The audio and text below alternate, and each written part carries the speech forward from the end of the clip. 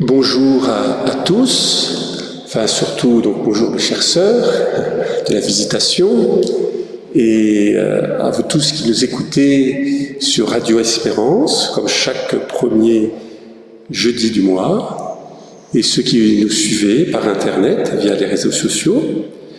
Voilà, nous espérons que jeudi prochain où le couvre-feu ça sera à 23h, que la chapelle sera pleine dès jeudi prochain. Et nous sommes le premier jeudi du mois de juin, mois du Sacré-Cœur, et nous nous préparons donc à cette fête de la fête Dieu, la fête du Saint-Sacrement. Et comme chaque mois, à Paray-le-Monial, il y a ces rencontres de Paray-le-Monial tous les premiers week-ends du mois. Et donc nous commençons ce soir, et puis il y aura demain, et samedi, et le bouquet final dimanche, pour la fête Dieu, avec une procession que nous pourrons faire à Paray-le-Monial, par groupe de 10. Alors ensemble, ce soir, m'était demandé de faire une petite intervention avant l'heure sainte sur la place de l'Eucharistie dans la vie de Marguerite Marie et dans les 3 grandes apparitions. Alors c'est en 25 minutes, on ira à l'essentiel. Il faudrait prendre 3 heures ou 3 jours pour cela. Et puis il y a le recteur qui est plus compétent que moi, mais il m'a demandé, tout simplement, de faire cette introduction de 25 minutes pour nous introduire à cette heure sainte et nous introduire à cette fête Dieu et à cette fête du Saint-Sacrement aussi. Et à cette fête du cœur de Jésus, puisque aujourd'hui nous sommes le premier jour de la neuvaine du cœur de Jésus. Alors invoquons l'Esprit Saint pour que le Seigneur puisse toucher les cœurs et que je puisse être l'instrument de Dieu, le porte-voix de sa parole. Viens, Esprit Saint, viens embraser nos cœurs, viens au secours de nos faiblesses. Viens, Esprit Saint, viens, Esprit consolateur, emplis-nous de joie et d'allégresse. Viens, Esprit Saint, viens embraser nos cœurs, viens au secours de nos faiblesses. Viens, Esprit Saint, viens, Esprit consolateur, emplis-nous de joie et d'allégresse. Vierge Marie, toi qui as aussi guidé Marguerite Marie, et qui est la mère de l'Église, toi Marie qui as porté Jésus, la visitation à Élisabeth et l'Esprit Saint, Vierge Marie, ouvre notre cœur au message de ton Fils Jésus. Je vous salue Marie, pleine de grâce, le Seigneur est avec vous. Vous êtes bénie entre toutes les femmes, et Jésus, le fruit de vos entrailles, est béni. Sainte Marie, Mère de Dieu, priez pour nous, pauvres pécheurs, maintenant et à l'heure de notre mort. Amen.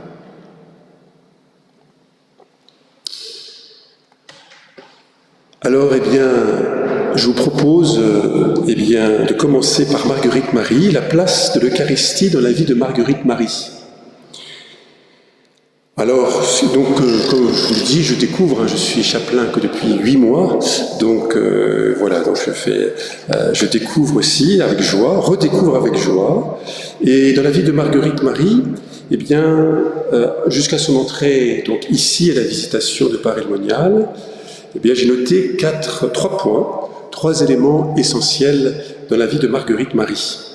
Son amour de l'Eucharistie. 4 moments de sa vie. Le premier moment de sa vie, c'est à l'âge de 5 ans. Alors je regarde les sœurs qui comme ça, ils peuvent m'approuver. Et donc je vais prendre en fait à chaque fois, à partir de Claude Lacolombière a demandé à Marguerite Marie d'écrire sa vie. Et donc il y a ce récit, et donc je ferai constamment référence à ce récit. Alors donc moi j'ai la page 24, où elle parle de son vœu de 5 ans où, voilà, je vais la citer, hein, c'est plus simple.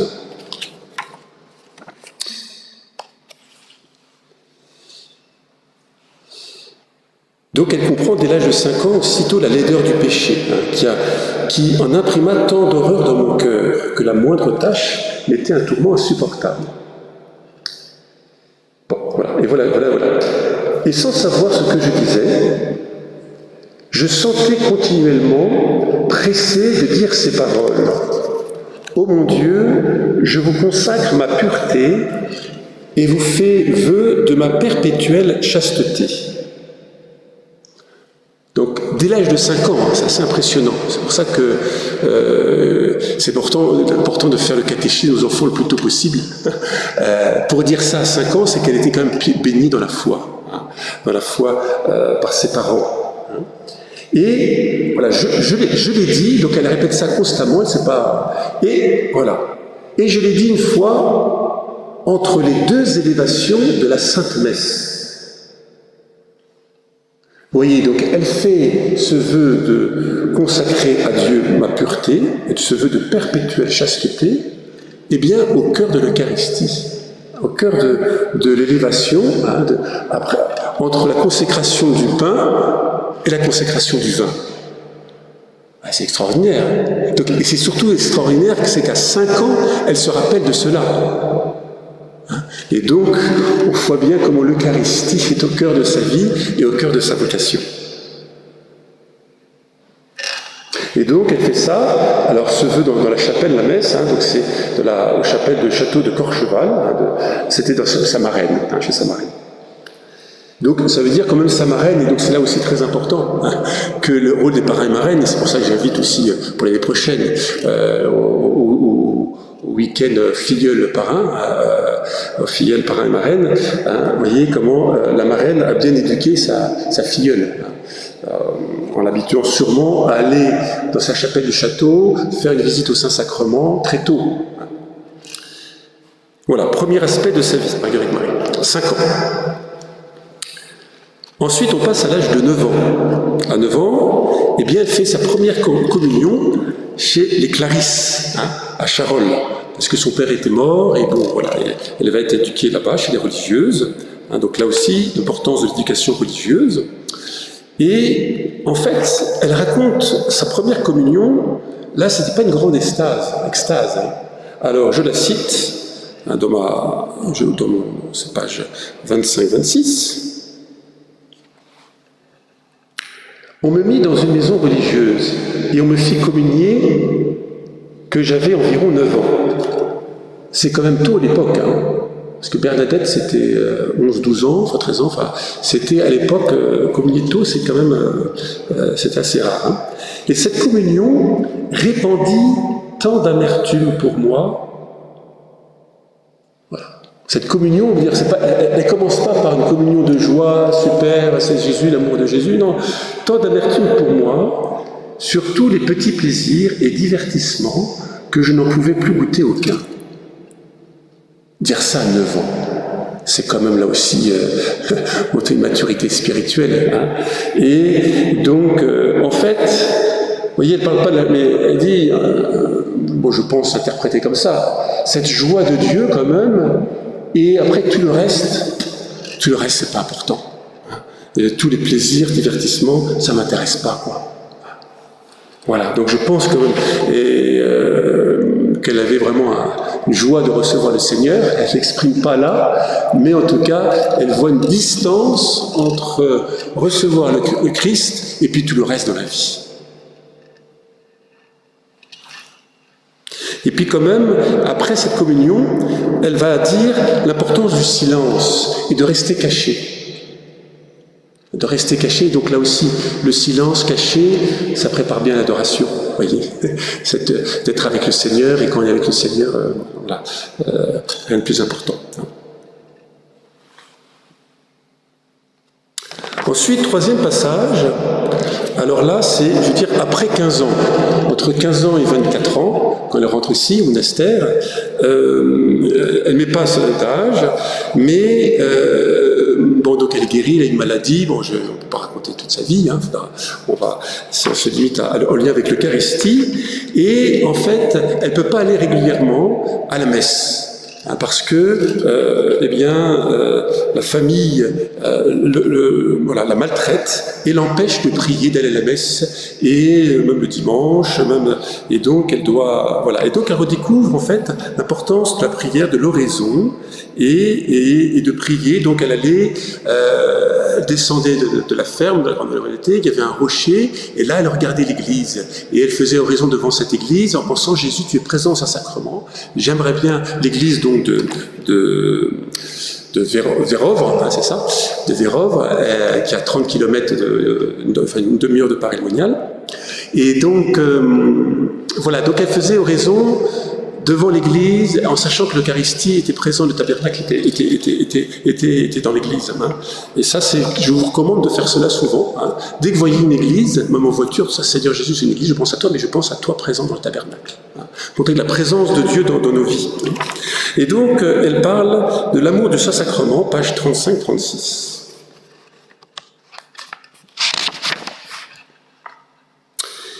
Néanmoins, sa bonté me tenait si fort qu'il me dégoûta des prières vocales. Bon, elle aimait beaucoup le chapelet, mais à un moment donné, elle n'arrivait plus à dire le chapelet, hein, le rosaire, voilà. Où je me sentais tellement tout appliqué que je m'y ennuyais. Voilà. Alors, pardon, voilà. Mais par contre, elle dit, qu'elle me dégoûta de faire les prières vocales, lesquelles je ne pouvais faire devant le Saint-Sacrement, où je me sentais tellement tout appliqué que jamais je m'y ennuyais. Donc elle ne pouvait plus dire le chapelet devant le Saint-Sacrement, c'était le silence. C'était le silence et d'être avec Jésus, là. Cœur à cœur, comme le paysan du curé d'Ars, il m'avise, je l'avise et il m'avise, je le regarde, il me regarde, et ça suffit. Il n'y a pas besoin de paroles, de contemplation. Et donc elle dit, j'y aurais passé des jours et des nuits entières, sans boire ni manger, et sans savoir ce que je faisais, sinon de me consumer en sa présence, comme un cierge ardent, pour lui rendre amour pour amour. Voilà, chers frères et sœurs auditeurs, voyez la prière, l'oraison, l'adoration, c'est pas dire des grands mots, des grandes phrases, c'est de se laisser consumer en sa présence. Hein, je redis cette phrase parce que tout est dit dans cette phrase-là, sur l'oraison, l'adoration, même l'adoration, me consumer en sa présence, comme un cierge ardent, pour lui rendre amour pour amour. Voilà. La prière, l'oraison, c'est un échange d'amour. C'est d'abord l'amour du Seigneur, et moi je réponds à son amour par sa présence.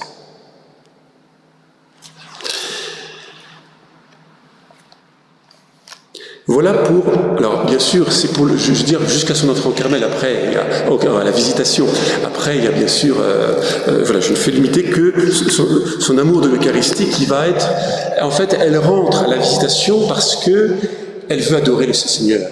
Elle veut prier devant le tabernacle jour et nuit, et il y a qu'être religieux. Voilà, donc elle va arriver ici à 24 ans, et puis, très tôt, 2-3 ans après, donc elle va voir le Seigneur va lui parler au cœur, et on dit qu'elle a eu à peu près une trentaine d'apparitions du Christ ressuscité, avec la Vierge Marie, la Trinité Sainte, bon.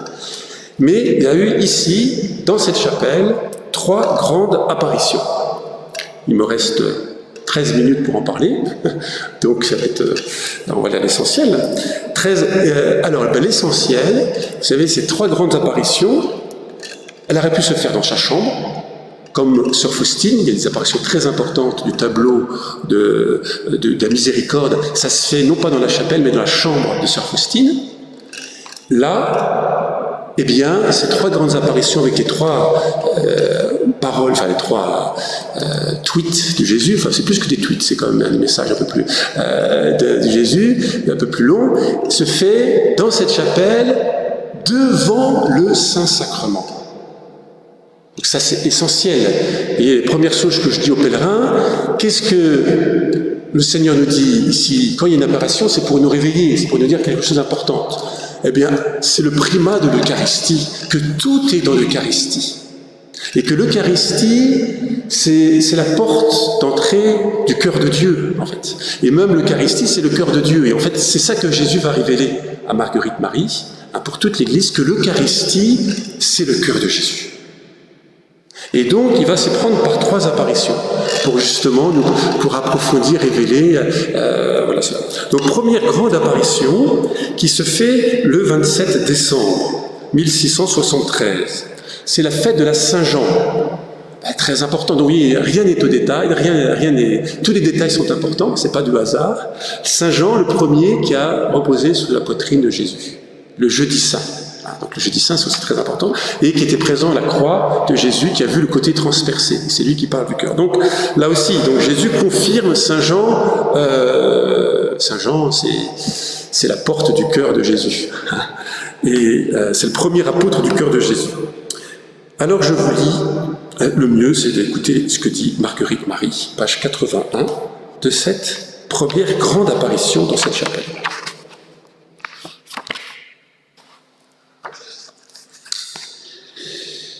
Une fois donc, devant le Saint-Sacrement, me trouvant tout investi dans cette divine présence, mais si fortement que je m'oubliais de moi-même, du lieu où j'étais. Je m'abandonnais à cet divin esprit, livrant mon cœur à la force de son amour. Il me fit reposer fort longtemps sur sa poitrine, où il me découvrit les merveilles de son amour et le secret inexplicable de son sacré cœur. Et voilà ce que dit Jésus donc dans le Saint-Sacrement. Elle voit, alors je ne sais pas comment on pourrait représenter ça, le Saint-Sacrement, et dans le Saint-Sacrement, ce rayon de soleil de l'Eucharistie, eh bien c'est Jésus qui parle, qu'elle voit Jésus ressuscité.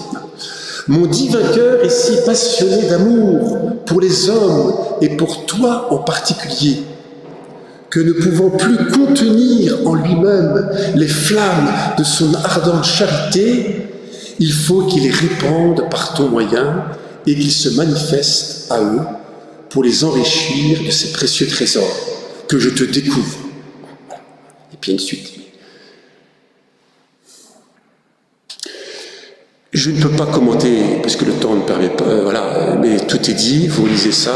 Vous voyez, quand Jésus dit ça dans le Saint-Sacrement, c'est que, vous voyez, Jésus, c'est pour ça que c'est beau, vous voyez, nous fêtons dans 3 jours la fête Dieu. Nous commençons aujourd'hui la fête, la neuvaine du Saint-Sacrement. Parce que c'est le Saint-Sacrement nous mène au cœur de Dieu, c'est la suite, c'est le prolongement. Et Jésus vient, et on va voir que les suivantes apparitions vont être en lien avec l'octave du Saint-Sacrement. Ici, à Paray-le-Monial, Jésus développe la grandeur de l'Eucharistie, de l'amour. C'est bien ce cœur, donc l'Eucharistie, on pourrait dire, je remplace mon cœur eucharistique, vous voyez, est si passionné d'amour. Je veux dire, je suis passionné d'amour que je vous donne l'Eucharistie. C'est l'Eucharistie, c'est-à-dire c'est la troisième apparition. Alors, comme je passe tout de suite à la deuxième apparition, qui a lieu, 8 mois plus tard, donc un premier vendredi du mois de juin, 1674. Voilà, premier vendredi du mois, 1674. Écoutons ce que dit Marguerite Marie de cette deuxième apparition.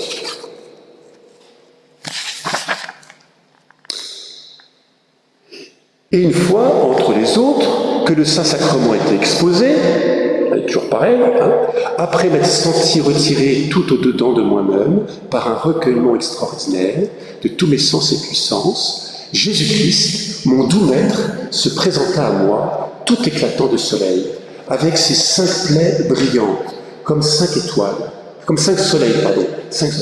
Et de cette sacrée humanité sortaient des flammes de toutes parts, mais surtout de son adorable poitrine qui ressemblait une fournaise, et ses tentes ouvertes me découvrit son tout aimant et tout aimable cœur, qui était la vive source de ces flammes.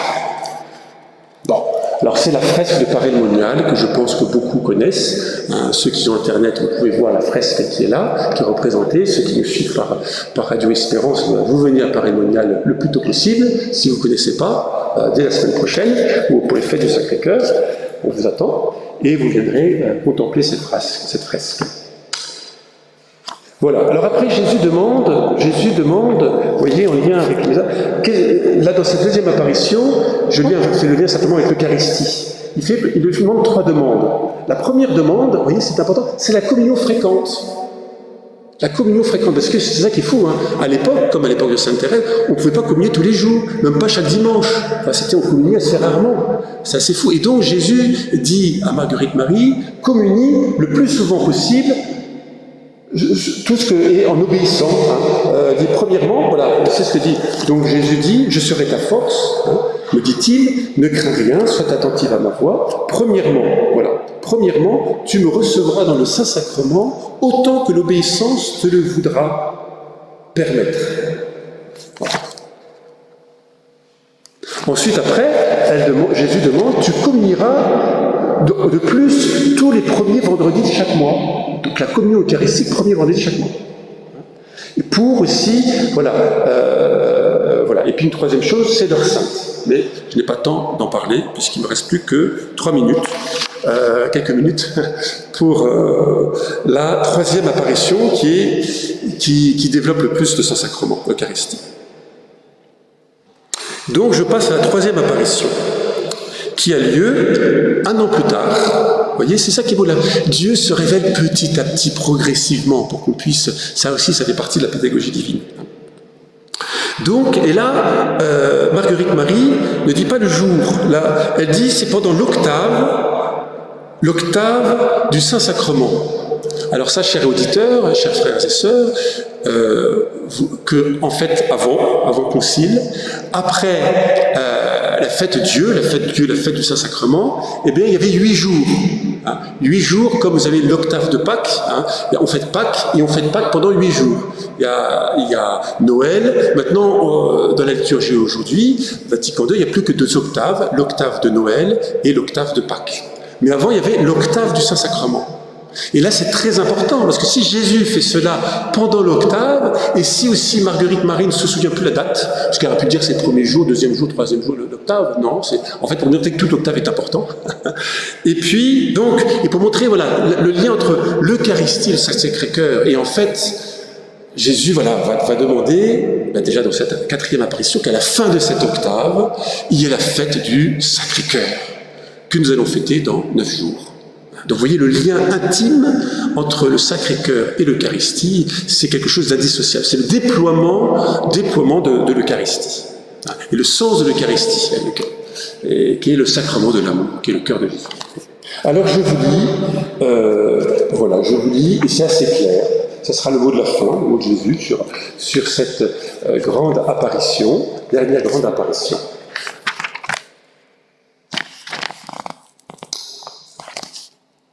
Voilà, donc c'est Jésus qui parle, toujours pareil, devant le Saint-Sacrement. Elle vient de la chapelle, le Saint-Sacrement là, elle éblouit, et Jésus lui apparaît et dit, voilà ce cœur qui a tant aimé les hommes, qui n'a rien épargné, jusqu'à s'épuiser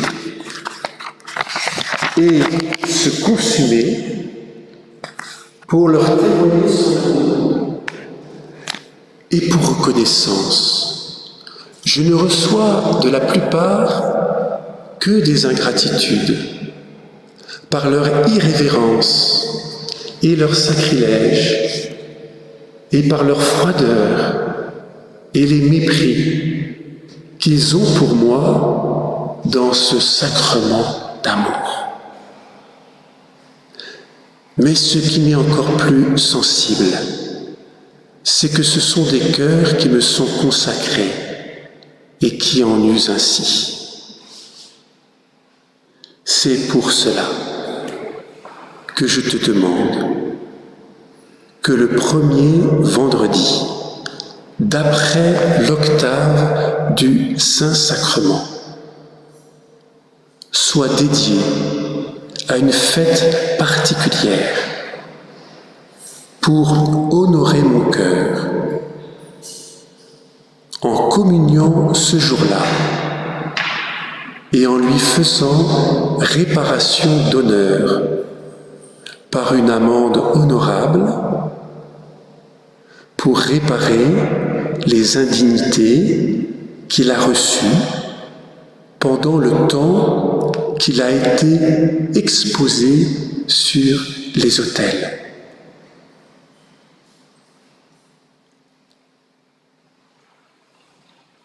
Je te promets ainsi que mon cœur se dilatera pour répandre avec abondance les influences de son divin amour sur ceux qui lui rendront cet honneur et qui procureront qu'il lui soit rendu. Bon, là c'est un petit peu. Voilà, chers frères et sœurs, devant une telle parole de Jésus, foyer d'amour, mais cette plainte qui n'est pas respectée, aimée, que reconnaissance, ingratitude, irrévérence, sacrilège, froideur. Vous voyez, Jésus insiste, c'est pas des petites. Donc ce sont des mots forts. Le mépris qu'ils ont pour moi dans ce sacrement d'amour qu'est l'Eucharistie. Voilà, chers frères et sœurs, eh bien, nous allons demander sa grâce de nous émerveiller de ce sacrement d'amour de l'Eucharistie. C'est Mère Teresa, je dis toujours, presque toujours souvent la messe, en commençant la messe par ça, Mère Teresa disait aux prêtres, célèbre la messe comme si c'était ta première messe, comme si c'était ta dernière messe, comme si c'était l'unique messe. Eh bien, vous, chers auditeurs, recevez l'Eucharistie comme si c'était la première fois que vous recevez l'Eucharistie, comme si c'était la dernière fois, c'était l'unique fois que vous recevez Jésus présent dans le Saint-Sacrement, qui nous ouvre son cœur, qui nous donne son cœur.